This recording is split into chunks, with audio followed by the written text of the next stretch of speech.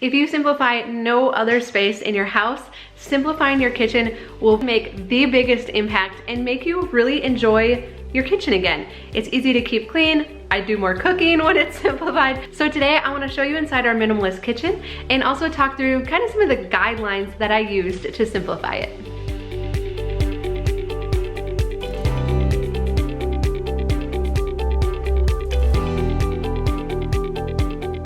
Well, hi, I'm Dawn from The Minimal Mom, and I'm really excited to share our kitchen with you today because simplifying this room in our house has made the biggest difference of any other room. And what I love is that now that our kitchen is simplified, it's easy to keep clean.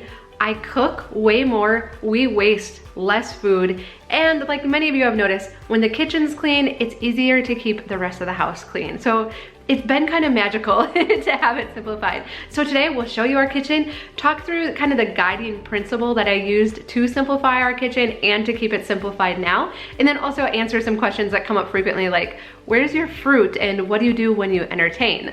So we'll share those too.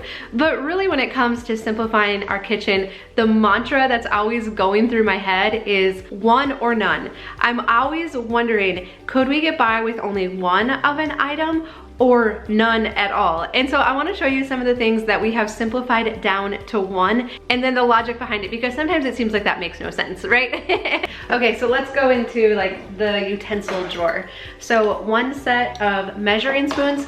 Granted, these are double-sided, which is really nice when it comes to baking. One set of measuring cups, one spatula, one strainer, one cutting board, one pair of tongs. Now this is the one where I usually start to lose people. We only have 3 pots. We have a medium-sized saucepan with a strainer lid. We have one frying pan and one larger pot with a clear lid. And so one frying pan, and I know that this seems counterintuitive, especially if you're busy. It seems like, well, we need more dishes so that we have more available and we don't have to wash them all the time, right? But what I love about this is that it's self-limiting.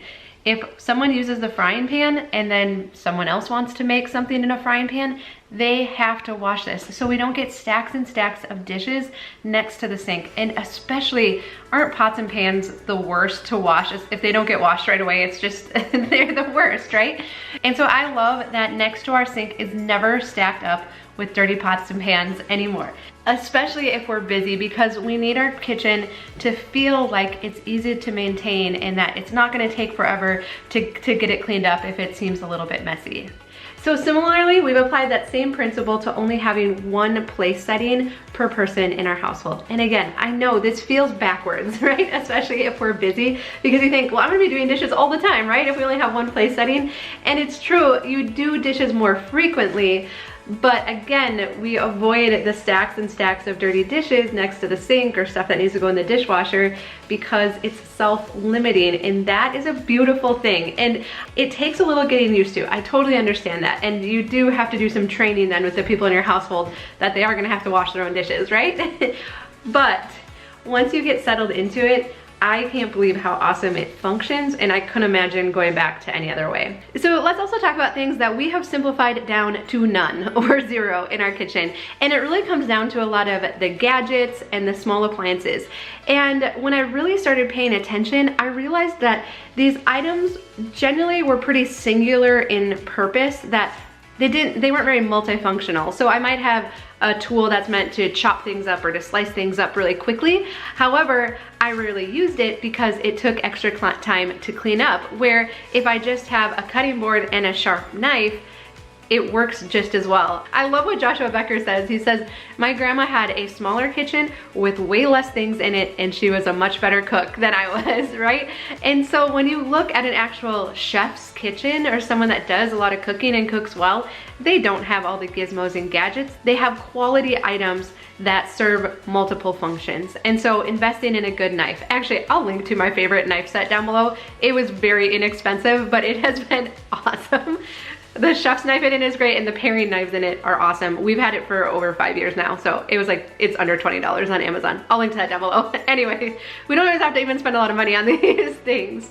But if we really start paying attention to the things in our kitchen, why aren't we using it? Is it too much work to clean up? Is it too singular in purpose? And so what's gonna change that's gonna cause you to start using those things again? usually not much.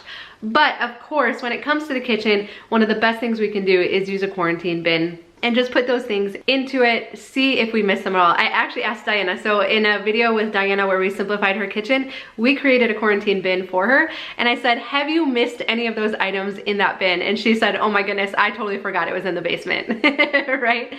And so it's always amazing how once it's gone, it's out of sight, we don't miss it at all. But it can be a good, safe way to see if you actually need those things in your kitchen, especially if there's other members of your household that like them or think they need them. And of course, in our minimalist kitchen, we also keep the counters clear, except for the coffee pot. I've decided I don't want to have to put the coffee pot away every day, but even things like the toaster that we use almost daily, it's tucked away in a cabinet. Our blender, my stand mixer, all of those things have homes inside a cabinet so I can just pull it out when I need it. It seems inconvenient, I know, but once you get used to it, I love the peace of mind that comes with having our counters cleared. The kitchen just, it feels better. It feels so much nicer. And I realized that when I was finding cupboard space to put the things that would have normally sat out, that there was stuff that I could easily make room in the cupboards when I got rid of the other stuff in the cupboards that we weren't using. So even our kitchen is fairly small, we still had plenty of room to tuck away everything that we use on a regular basis so that it doesn't have to be sitting out on the counters. And then when it comes to things like how many linens do we keep, I try to just respect the boundaries of our kitchen. So I've assigned one drawer here to kitchen towels and washcloths. I just want, when all the laundry's done, for them all to be able to fit in there. So we end up with like 7 washcloths and I don't know, 5 or 6 hand towels. And it's great because I try to just wash them every day. At the end of the night, I'll throw them into the laundry. But I know if that drawer doesn't close, then we have too many. So I demote a couple, I get rid of the ones that are in the worst shape, and that's it. So it's nice to just put these parameters in place, and then it doesn't require much thought at all to maintain it. But one of the best changes we have made in our kitchen is the amount of food inventory that we keep on hand. And so I have definitely found that when I have too much food inventory in my cabinets or in the fridge, that we waste food, especially in the fridge. I did a video about organizing the fridge, which has worked awesome, but also a big piece of that is keeping the inventory down of the fresh food that we keep in there. It does mean that we go to the grocery store on a weekly basis, but that's been the only way I found that we don't waste a lot of food and that I can stay on top of it even with having a fairly busy schedule. And the same with our pantry items. When the cupboards get stacked too deep, I don't use the stuff in there. It's stressful for me to meal plan and to think of things for dinner. However, when we have it simplified, I find that meal planning is a breeze. It's easy to look in the cabinets and to know what we have and to know what I can make for supper tonight. And so again, it just comes back to this idea of inventory. When we have too much food, too much in our cabinets, too much in our fridges, we simply can't remember everything that's in there. And so it causes food to go bad and it makes it harder to meal plan. But once it's simplified, meal planning is a breeze. I'll link to my other video on meal planning and how we've simplified that. And we hardly ever waste food anymore, which has been so awesome.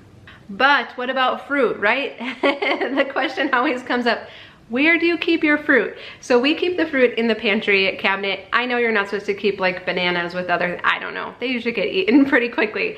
In the past, we had the iconic fruit bowl in the middle of the island, and it didn't get eaten any more than when it's in a cabinet. We become blind to it, right? Anything sitting out over time, we don't see it anymore. But what's nice is now that if we actually do have some fruit that needs to get eaten up, if I put it out on the counter, it is actually a signal like, oh no, actually this fruit really does need to get eaten up. So I've definitely found that keeping it behind a cabinet door, it's just as likely to get eaten as when it was out on the counter. But what about when you're entertaining, right? If you only have one place setting per person, you can't entertain guests. That's a great question. And so we have a bin of Melmac dishes that we keep in the basement. And so if we're having extra guests over, we just grab that bin from downstairs and we use those dishes. Alternatively, we could use paper. I like having real dishes. The Melmac's nice because they're light and easy to clean. So that has worked out really well for us. And there has been a few times where Tom has pulled it out when I've been out of town. And so if he's the one doing the dishes, he can have them however he wants, but most often they get put back away after we're done entertaining.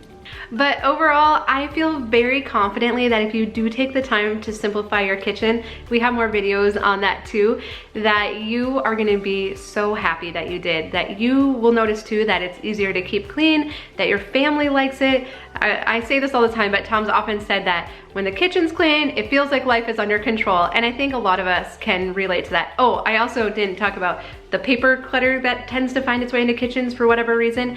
I don't let any paper clutter into the kitchen now. We have other spaces that gets directed to immediately once it comes in the house, and that's really made a big difference in how our kitchen feels and functions. It's so much easier. Like, we always had that pile like at the end of the counter, right? Of paper stuff. Oh my goodness. So it is not allowed in the kitchen anymore. But I do think that you'll find too that if you take the time to clear off your counters and to simplify all of the utensils and dishes and gadgets, that your kitchen will be really easy to keep clean too. It'll be easier to involve family members in keeping it clean, and you'll probably cook more too. So I'd love to know, what's been your experience with simplifying your kitchen? What things hang you up? Are there things you've spent money on and they're especially hard to part with? I totally get that. Let us know down below. But thank you so much for watching. We hope you subscribe so that we can help you declutter. It's more fun doing it together. But I love you. I hope you're doing well, and we look forward to visiting with you again soon.